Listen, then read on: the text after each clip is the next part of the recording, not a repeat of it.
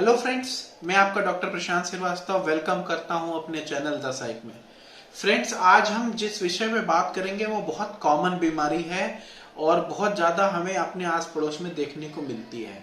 मैं यहाँ तक भी बोल सकता हूँ कि हम सब में ही वो कुछ कंपोनेंट्स होते हैं, लेकिन हम उसे डिसऑर्डर क्यों नहीं बोलते हैं। कैसे हम उसको डिफरेंशिएट करेंगे कि ये बीमारी कब एक तरह से प्रॉपर डिसऑर्डर बन जाती है, कब ये कंपोनेंट डिसऑर्डर बन जाते हैं। तो जी हाँ फ्रेंड्स, हम बात कर रहे हैं ओसीडी के बारे में। ओसीडी जैसा कि नाम से ही पता चल रहा है, ऑब्सेसिव कंपल्सिव डिसऑर्डर। ठीक है, तो ऑब्सेशंस क्या होता है फ्रेंड्स? ऑब्सेशंस होता है जब हम किसी चीज को बार बार हमारे दिमाग में रेपिटेटिव थॉट्स आना शुरू हो जाते हैं। लाइक गंदगी को लेकर के, ठीक है, कई बार चेकिंग को लेकर के, कई बार हमारा अरेंजिंग को लेकर के, कि हमारे दिमाग में मान लो विचार आया कि हमारा हाथ गंदा हो गया है, ठीक है, या विचार आया कि हमने जो गैस की नॉब है वो प्रॉपर बंद नहीं की है, खुला छूट गई।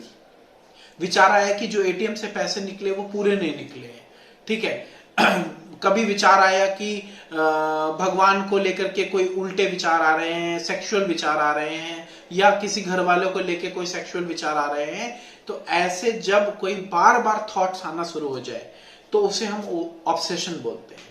तो फ्रेंड्स, ऑब्सेशन देखो, अब मैं बात वही कर रहा था कि क्यों ये कॉमन है, क्योंकि हर किसी में क्या विचार तो आते ही हैं, ठीक है, हमारे में भी आते हैं, आपके में आते हैं और लोगों में भी आते हैं।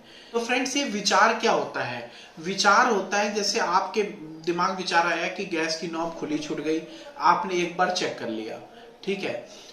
ये विचार आया कि हो सकता है कि हमारा हाथ गंदा हो गया, आपने एक बार धुल लिया।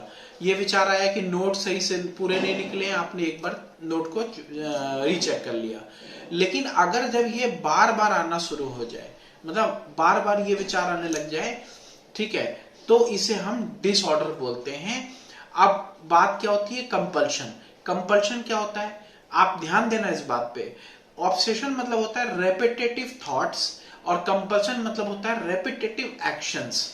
मतलब कि मान लो अगर आपके किसी के पेशेंट के विचार आते हैं कि मेरा हाथ गंदा हो गया है, ठीक है, नोट सही से नहीं निकले हैं, तो वो उसको क्या करेगा? बार बार चेक करेगा, बार बार धुलेगा, लेकिन उसको फिर भी संतुष्टि नहीं होगी।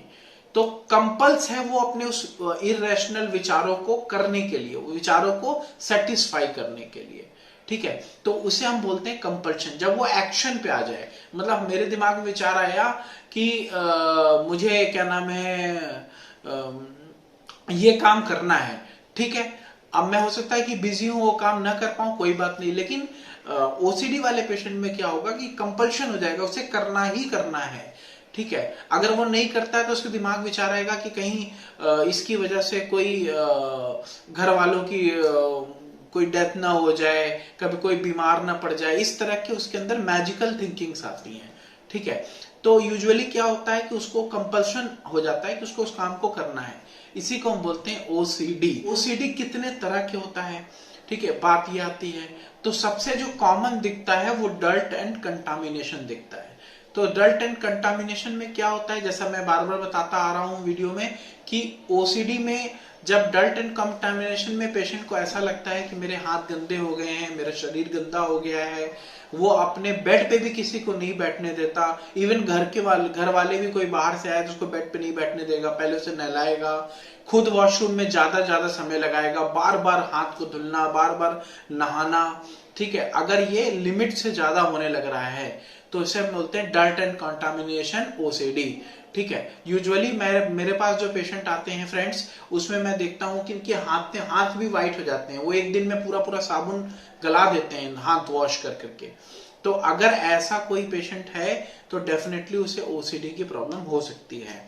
नंबर 2, चेकिंग या डाउट, ठीक है। तो यूजुअली इनको डाउट रहता है कि जो गैस नॉब की बंद किया है कि नहीं, किसी भी एक्ट को लेके, तो मैं एग्जांपल दे रहा हूं, गैस की नॉब बंद किया है कि नहीं, एटीएम से पूरा पैसा आया है कि नहीं, हमने ये काम किया है कि नहीं।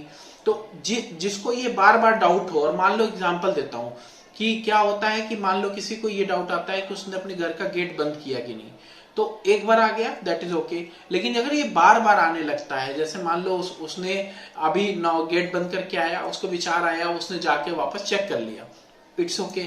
लेकिन दोबारा फिर विचार आया, उसने अपने नेबर को फोन कर दिया, उसके बाद फिर उसने विचार आया, उसने तीसरे को फोन कर दिया।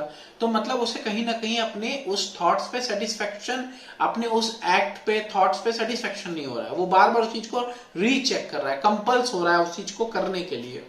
ठीक है, तो ये होता है चेकिंग, मतलब डाउट। ठीक है, अब आता है अरेंजिंग। आपने बहुत बार देखा होगा अपने ऑफिस में, अपने घर में लोग चीजों को बड़ा अरेंज करके रखते हैं। ठीक है, अरेंजिंग करना कोई प्रॉब्लम नहीं है, लेकिन जब हम वो एक्सेस होने लग जाए, मान लो अब मेरा ये फोन रखा है और अगर फोन ऐसे हो जाए, तिरछा हो जाए, तो मैं उसको वापस सीधा कर दिया। लेकिन अब अगर ये तिरछा हो जाए और लोगों, मतलब क्या हो कि आपको एंजाइटी हो जाए, क्रिएट हो जाए उस तिरछा होने की वजह से, ठीक है, तो क्या होगा, आप उसको बार बार सीधा करते रहेंगे। तो ये हो गया अरेंज करना, मतलब चीजों को बार बार लाइन में लगाना, अरेंज करना। तो ये ऑब्सेशन का एक और सब टाइप होता है। एक होता है ऑब्सेसिव फियर, किसी चीज को लेकर डर बैठ जाना कि ठीक है, किसी के ऐसा नहीं करेंगे तो ये हो जाएगा, तो ये ऑब्सेसिव फियर होता है। तो बेसिकली क्या होता है कि ऑब्सेशन, फियर मिलता है, कंटामिनेशन मिलता है, चेकिंग मिलता है, डाउट मिलता है। ठीक है, कई बार एक हमें किसी भगवान को लेके, घर वालों को लेके निगेटिव आइडियाज आ जाते हैं। ठीक है, कि भगवान के बारे में गलत विचार, सेक्सुअल विचार आने लगना, तो ये भी एक ऑब्सेशन का सब टाइप है। तो फ्रेंड्स, ऑब्सेशन जो होता है, ये जो ओसीडी होता है, ओसीडी बहुत पेनफुल होता है। यूजुअली लोग इसको एंजॉय नहीं करते। अगर हम सेक्सुअल थॉट्स की बात करें तो आम इंसान में अगर आता है तो वो उसे एंजॉय करता है, लेकिन अगर इन पेशेंट्स में ऐसे थॉट्स आते हैं तो वो उसमें गिल्ट में चले जाते हैं। मतलब वो, उनको बहुत ज्यादा गिल्ट हो जाता है, उनके अंदर बहुत ज्यादा मतलब उन्हें हीन भावना पैदा हो जाती है। ठीक है फ्रेंड्स, तो ओसीडी कभी भी इंजॉयफुल नहीं होता है। अब ओसीडी के साथ साथ और क्या क्या चीजें हो सकती हैं, कोमॉर्बिड जिसको बोलते हैं, और क्या हो सकता है फ्रेंड्स, ओसीडी में डिप्रेशन हो सकता है। बहुत कॉमन देखा जाता है डिप्रेशन, बहुत कॉमन देखा जाता है तनाव आ जाना, एंजाइटी आ जाना, बहुत कॉमन देखा जाता है कि उनके अंदर घबराहट हो जाना, बहुत कॉमन देखा जाता है कि उनके अंदर बॉडी डिसमॉर्फिज्म हो जाना, कि उन्हें लगता है कि मेरी नाक तिरछी है, मेरा कान सही नहीं है। तो उनके अंदर में अगर इस तरह की चीजें आती हैं, मतलब बहुत कॉमन होल्डिंग पर्सनालिटी में डिसऑर्डर्स दिखाई पड़ते हैं, तो इस तरह के अगर उनके अंदर ये आते हैं तो हम उसे बोलते हैं कि ये कोमॉर्बिड कंडीशंस हैं। कई बारी हमें ओसीडी स्किज़ोफ्रेनिया में भी दिखाई पड़ता है। ठीक है फ्रेंड्स, तो ओसीडी को अगर हम मैनेज करने जाएं तो बहुत इजीली मैनेज कर सकते हैं। जैसे मैंने बताया कि पहले कि साइकोलॉजिकल वे में, साइकेट्रिक सोशल वर्क अप्रोच लेके, साइकेट्रिक हेल्प लेके, मेडिसिन की हेल्प लेके भी हम इसे ट्रीट कर सकते हैं। तो फ्रेंड्स, मैं आशा करता हूँ ओसीडी के बारे में एक बेस आउटलाइन आपको अच्छे से बताया होगा, और आपको अच्छी लगी तो इसे प्लीज लाइक, शेयर, सब्सक्राइब करना ना भूलें। Thank you so much.